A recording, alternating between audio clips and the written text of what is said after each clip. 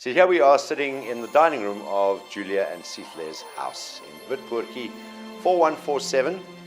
And behind me on the wall is a mural of the great man Nelson Mandela and those words, "It always seems impossible until it's done." Today the world is listening.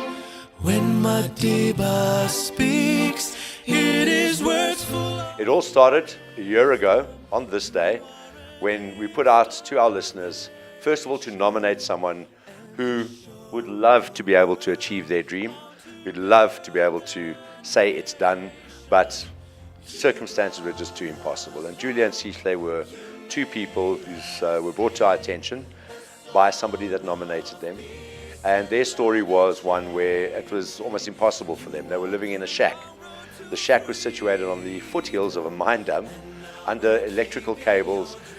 Not ideal conditions, particularly because Sihle is suffering from many medical conditions, respiratory problems, he has a kidney ailment, and desperately needed dialysis. But the area they were living was just not conducive to them, to his recovery. We built this house in 67 minutes. And people say, how do you build a house in 67 minutes?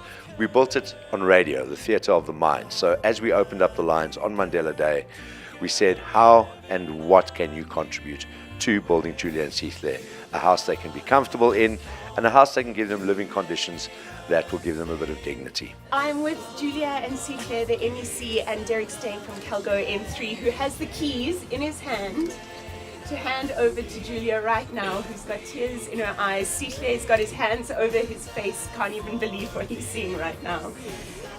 Derek, would you like to do the honors? Hi Julia, it's a great honour for Calgo, you and Sihle, to hand you the keys.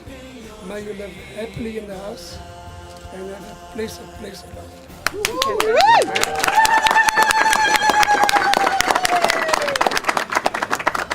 Julia, you haven't been inside yet, but how are you feeling right now?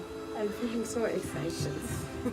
So to everybody that contributed, to all our Hot 91.9 listeners who listened that day, got on their phones, SMS'd us, and contributed in whichever way, from the smallest little things to the grocery voucher that Kathleen's little boy gave us, to building this place, the Bride Dev guys, and everybody in between. All we can say is thank you, and all we can say is look out, because this is not the end. We will carry on with this initiative, and we look forward to telling you about our next big 67 Minutes for Mandela initiative.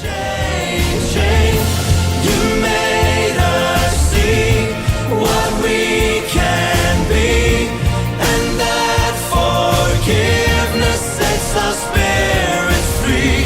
You walked the long road to freedom, and now we're keeping your